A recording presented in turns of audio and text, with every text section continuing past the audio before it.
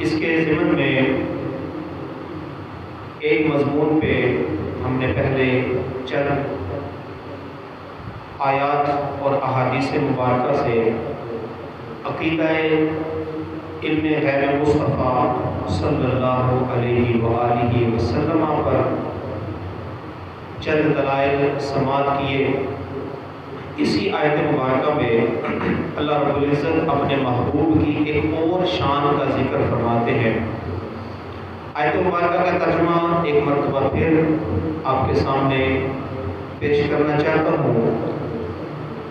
اللہ رب العزت نے ارشاد فرمایا، یا ایھا النبی، اے غیب دان نبی، انا ارسلناک، بے شک ہم نے آپ کو بھیجا ہے۔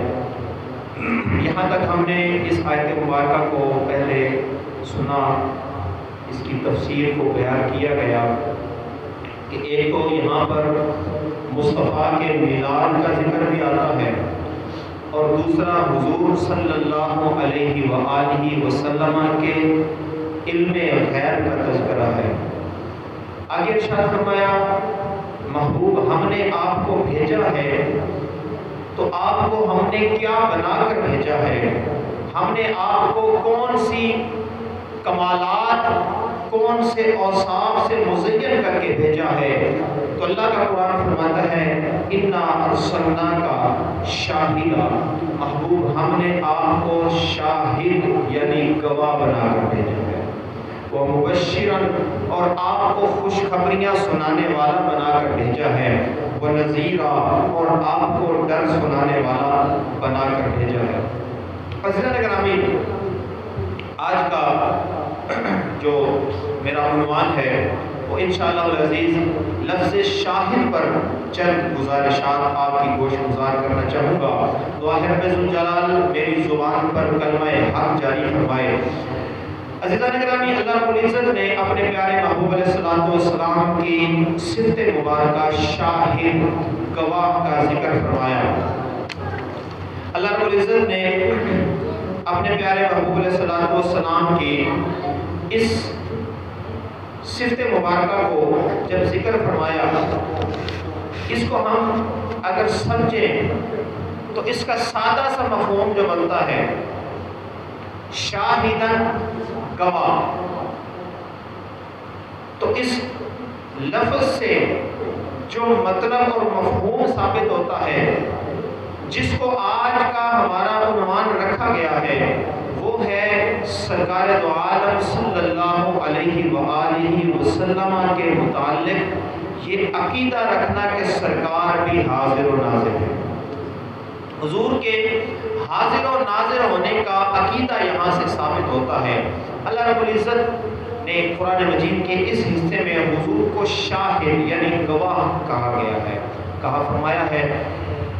سب سے پہلے ایک چیز وہ اپنے ذہن نشین کر لیں کہ جس کو سامنے رکھتے ہوئے کچھ لوگ ہمیں دھوکہ دیتے ہیں اور یہ کہتے ہیں کہ تم اللہ کو بھی حاضر و ناظر مانتے ہو اور سرکار کو بھی حاضر و ناظر مانتے ہو، لہٰذا یہ شرک ہو جاتا ہے۔ سب سے پہلے عقیدہ حاضر و ناظر کی وضاحت میں کرتا چلوں کہ اللہ رب العزت حاضر و ناظر ہے، یہ اور معنی میں ہے، سرکار حاضر و ناظر ہے، یہ اور معنی میں ہے، دونوں میں فرق ہے۔ اللہ رب العزت کی ذات مبارکہ تمام چیزوں کو محیط ہے۔ اگر کوئی شخص یہ عقیدہ رکھے کہ اللہ رب العزت حاضر و ناظر ہے، یعنی یہاں پر موجود ہے، اللہ اپنی ذات کے ساتھ یہاں پر موجود ہے، یہ عقیدہ رکھنا گناہ ہے، کیونکہ اس سے اللہ تبارک و تعالیٰ کا جسم ثابت ہوتا ہے کہ اللہ اپنے جسم کے ساتھ، اپنی ذات کے ساتھ یہاں پر موجود ہے۔ میں آپ کو اس کی ایک مثال دیتا چلوں۔ اس وقت ہم سب اس مسجد کے اندر حاضر ہیں، اس مسجد میں ہم حاضر ہیں، تو کیا میں اس وقت اس مسجد کے محراب میں ممبر پر بیٹھا ہوں تو کیا میں مسجد کے اس کونے کے اندر حاضر شمار ہوتا ہوں یا نہیں ہوتا؟ کیونکہ جب ایک طالب علم کمرہ جماعت میں ہوتا ہے وہ بیٹھا ایک جگہ ہوتا ہے، لیکن اس کو پورے کمرہ جماعت میں حاضر شمار کیا جاتا ہے۔ تو بندہ حاضر کہاں پر شمار ہوتا ہے کہ جہاں تک اس کی دسترس ہوتی ہے وہ اس جگہ تک حاضر شمار ہوتا ہے، جہاں تک اس کی پہنچ ہو، اس کی سماعت کی پہنچ ہو، اس کی نگاہ کی پہنچ ہو، اس کی بصارت کی پہنچ ہو، اس کے اختیار کی پہنچ ہو، وہاں تک وہ حاضر شمار ہوتا ہے۔ اللہ تبارک و تعالیٰ کی ذات پوری کائنات کو محیط ہے، اللہ تبارک و تعالیٰ پوری کائنات کا احاطہ کیے ہوئے ہے، اس لیے اللہ پوری کائنات میں حاضر و ناظر ہے۔ اور سرکار دو عالم صلی اللہ علیہ وآلہ وسلم کے متعلق بھی ہمارا عقیدہ یہ ہے کہ سرکار اپنے روضہ مبارکہ میں اپنی حیات مبارکہ کے ساتھ موجود ہیں۔ سرکار مدینہ المنورہ میں گنبد خضرا کے اندر، اپنے روضہ مبارکہ کے اندر، اپنی قبر انور کے اندر، اپنی حیات مبارکہ کے ساتھ انشاءاللہ حضور صلی اللہ علیہ وآلہ وسلم کی حیات مبارکہ کے موضوع پر بھی انشاءاللہ ہم گفتگو کریں گے۔ سرکار اپنی حیات مبارکہ کے ساتھ اپنے روضہ انور کے اندر، قبر مبارک کے اندر موجود ہیں اور حیات ہیں۔ سید عالم فرماتے ہیں کہ تو زندہ ہے واللہ، تو زندہ ہے واللہ، میری چشم عالم سے چھپ جانے والی۔ اور سرکار اپنے روضہ مبارکہ میں موجود ہوتے ہوئے اللہ کی عطا سے، میں نے پچھلے موضوع میں بھی یہ چیز واضح کی تھی کہ اللہ تبارک و تعالیٰ کے جتنے اوصاف ہیں، اللہ کی جتنی صفتیں ہیں، وہ ساری کی ساری اللہ کی ذاتی ہیں۔ وہ ساری کیا ہیں؟ اللہ کی ذاتی صفتیں ہیں۔ وہ ساری صفتیں کیا ہیں جی؟ ذاتی صفتیں ہیں۔ یہ عقیدہ ہمیں یاد کرنے کی ضرورت ہے تاکہ ہمیں کوئی دھوکہ نہ دے سکے۔ اللہ کی ساری صفتیں ذاتی ہیں، اللہ کو کسی نے دی نہیں ہے۔ اللہ کی ساری صفتیں قدیم ہیں، یعنی ہمیشہ سے ہیں، ہمیشہ ہیں، ہمیشہ رہیں گی۔ اللہ کی ساری صفتیں ازلی ابدی ہیں، ساری قدیم ہیں، ساری صفتیں اللہ کی ذاتی ہیں۔ سب صفتوں میں اللہ کسی کا محتاج نہیں ہے، لیکن سرکار دو عالم صلی اللہ علیہ وآلہ وسلم کو اللہ نے جتنی صفتیں عطا فرمائی ہیں، اللہ اپنے نیک بندوں کو جتنی صفتیں عطا فرماتا ہے وہ ساری کی ساری عطائی ہوتی ہیں۔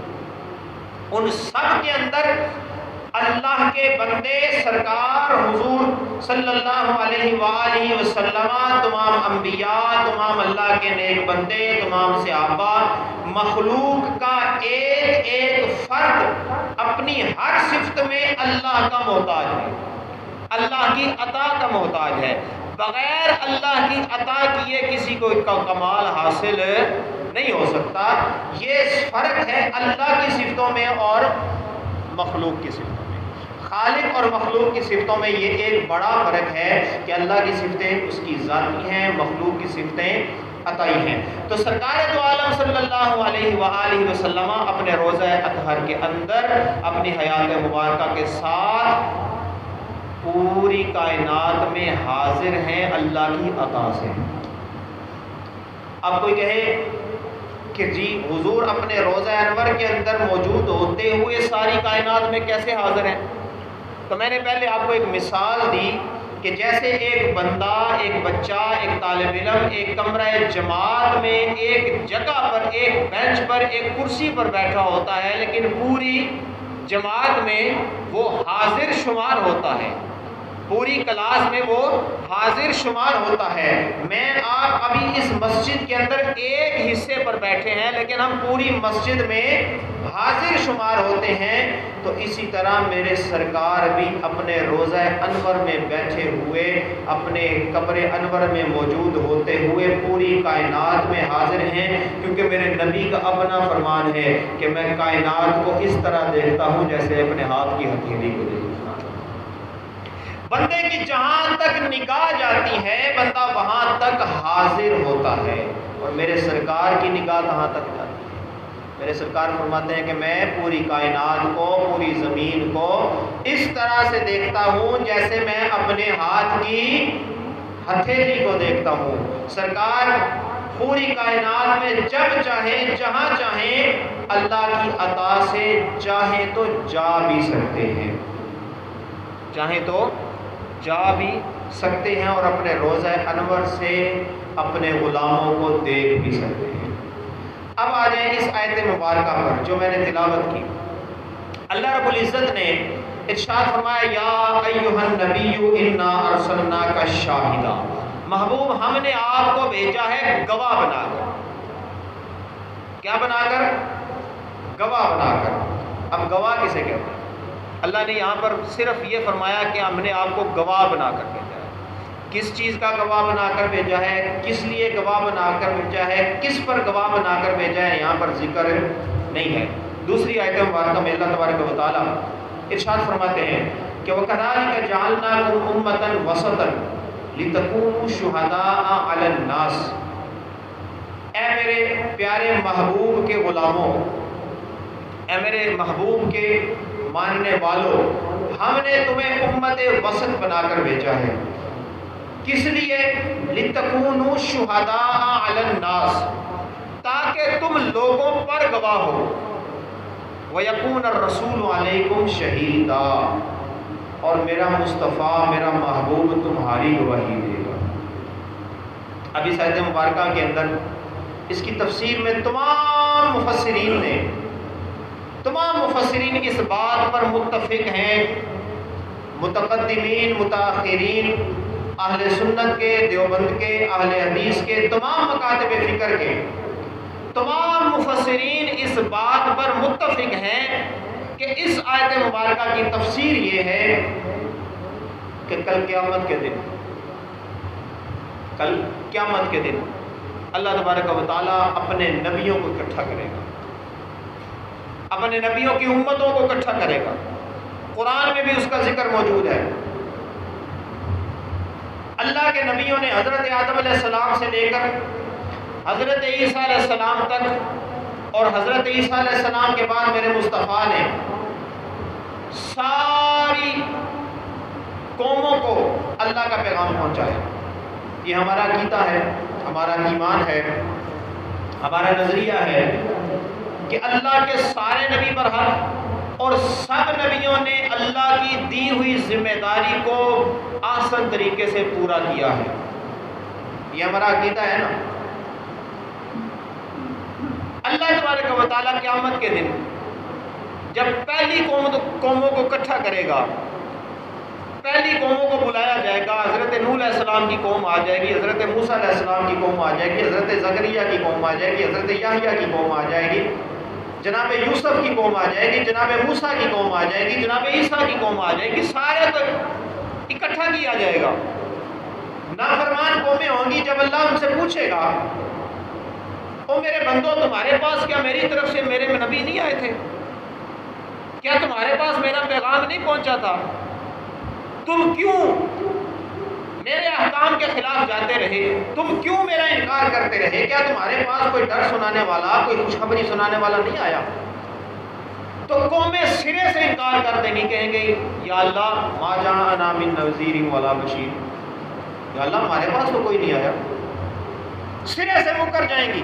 جیسے آج بھی کئی بندے ہوتے ہیں نا، وہ بالکل سرے سے انکاری ہو جاتے ہیں، وہ کہیں گے یا اللہ کوئی نہیں آیا، ہمارے پاس کوئی نبی نہیں آیا، ہمیں آ کر کسی نے کوئی پیغام نہیں دیا، یا اللہ ہم کیسے مجرم ہوئے، ہمارا کیا قصور ہے کہ تیرے نبیوں نے ہمیں کوئی پیغام دیا ہی نہیں۔ اللہ اکبر۔ اچھا، جو لوگ سرکار کے علم پر جو سرکار کے علم پر تان کرتے ہیں، وہ اگر اس آیت مبارکہ کوئی پڑھ لے تو انہیں پتہ چل جائے کہ سوال کرنا لا علمی کی دلیل نہیں ہوتا۔ اللہ تبارک و تعالیٰ کیا نہیں جانتا کہ اللہ نے اپنے نبیوں کو جو بھیجا تھا، نبیوں نے پیغام حق پہنچایا؟ جانتا ہے۔ قومیں انکاری ہو گئی۔ اللہ قوموں کو یہ نہیں فرمائے گا کہ میں خالق ہوں، مجھے پتا ہے کہ میرے نبیوں نے پیغام دیا ہے، تم جھوٹے ہو۔ اب یہاں پر اللہ اپنے مصطفیٰ کے غلاموں کی شان کو ظاہر کرے گا۔ اللہ ہم غلاموں کی شان کو وہاں پر قیامت کے دن پوری مخلوق کے سامنے مصطفیٰ کے صدقے واضح کرے گا۔ اللہ اکبر۔ اللہ کے نبیوں کو بلایا جائے گا، اللہ تبارک و تعالیٰ اپنے نبیوں سے سوال فرمائے گا۔ اللہ فرمائے گا، اے میرے نبیوں، میں نے تمہیں نبوت دی، میں نے تمہیں رسالت دی، میں نے تمہیں کتاب دی، میں نے تمہیں ہدایت دی، میں نے تمہیں اختیار دیے، میں نے تمہیں سارے کمالات دیے، میں نے تمہیں سارے اوصاف دیے، میں نے تمہیں ایک ذمہ داری دی تھی، تم نے میرا پیغام نہیں پہنچایا۔ نبی عرض کریں گے، یا اللہ ہم نے تیرا پیغام پہنچایا، یا اللہ ہم نے مارے کھائی، یا اللہ ہمیں لوگوں نے ستایا ہے، یا اللہ ہمیں لوگوں نے اتنا تنگ کیا، ہمارے راستے میں رکاوٹیں ڈالتے رہے، یا اللہ ہمیں تو اتنی تکلیفیں دی گئیں کہ یا اللہ، بعض نبی کہیں گے کہ یا اللہ مجھے تو شہید ہی تیرے نام پر کر دیا گیا۔ بعض نبیوں کو لوگوں نے آرے سے چیر ڈالا، بعض نبیوں کو لوگوں نے اتنا تنگ کیا۔ جناب نوح علیہ السلام، تاریخ گواہ ہے، احادیث کی کتابیں گواہ ہیں کہ جناب نوح علیہ السلام نے اپنی قوم کو 2 سال 10 سال 50 سال نہیں، جناب نوح علیہ السلام نے اپنی قوم کو 950 سال تبلیغ فرمائی، 9,500 سال تبلیغ کرائی، قوم نہیں مانی۔ اتنی محنت کی لیکن قوم نہیں مانی۔ لیکن اب قیامت کا دن ہے، میدان محشر میں قوم انکاری ہو گئی، کہنے لگی یا اللہ ہمارے پاس آیا کوئی نہیں۔ جناب نوح علیہ السلام کی 9,500 سال کی تبلیغ کا انکار، جناب ابراہیم علیہ السلام کی تبلیغ کا انکار، جناب ابراہیم علیہ السلام کو آگ میں ڈالا گیا حق بات بیان کرنے پر، جناب موسیٰ علیہ السلام کو مصر چھوڑنا پڑا حق بیان کرنے پر، جناب عیسیٰ علیہ السلام کو قوم نے قتل کرنا چاہا، اللہ نے زندہ اٹھا لیا۔ قومیں یہ ساری باتیں بھول کر جائیں گی، ساری باتوں سے انکار ہو جائیں گی، کہیں گی یا اللہ نہیں آئے۔ اللہ کے نبی کہیں گے یا اللہ ہم نے پیغام دیا، قومیں کہیں گی نہیں دیا۔ اللہ فرمائے گا اچھا معاملہ ہو گیا، یہاں بحث ہو گئی ہے، یہاں انکار ہے۔ اے میرے نبیوں، تمہارے پاس کوئی گواہ ہے؟ تمہارے پاس کوئی گواہ ہے کہ تم نے میرا پیغام ان تک پہنچایا تھا؟ اب ذرا اپنے دل پر ہاتھ رکھ کر بتائیں کہ جن کو پیغام دیا تھا وہ تو انکاری ہے، جن کے ہوتے ہوئے اللہ کے نبی دنیا میں پیغام دے رہے تھے وہ تو انکاری ہو گئے، گواہی کون دے گا؟ قوم تو انکاری ہے، گواہی کون دے گا؟ اللہ اکبر۔ اللہ تبارک و تعالیٰ کے نبی کہیں گے یا اللہ ہاں ہمارے پاس گواہ ہے، یا اللہ ہمارے پاس گواہ ہے۔ اللہ فرمائے گا لاؤ پیش کرو، لاؤ گواہ پیش کرو۔ تو اللہ کے نبی کہیں گے یا اللہ ہم تیرے آخری نبی تیرے محبوب محمد مصطفیٰ کی امت کو گواہ کے طور پر پیش کرو۔ دوسرے لفظوں میں اگر کہیں تو اللہ کے نبی کہیں گے کہ یا اللہ ہم اور کسی کو نہیں،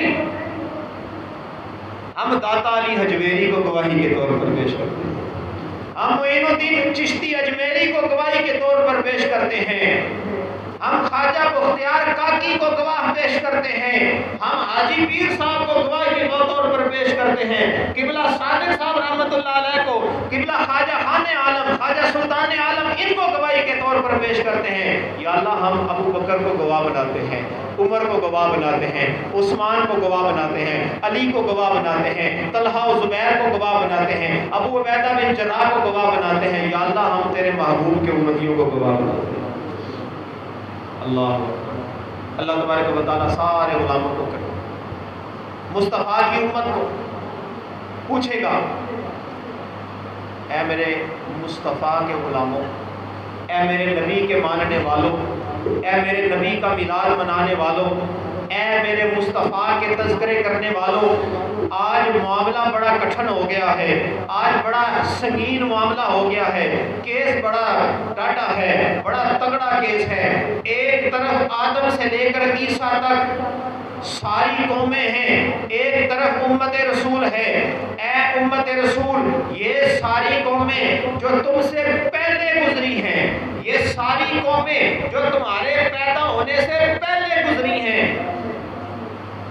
اچھا اللہ بھی نہیں کہے گا کہ میرے نبیوں یہ کیسا گواہ دے رہے ہو، جب تم آئے تھے میرے مصطفیٰ کی تو امت ابھی پیدا ہی نہیں ہوئی تھی۔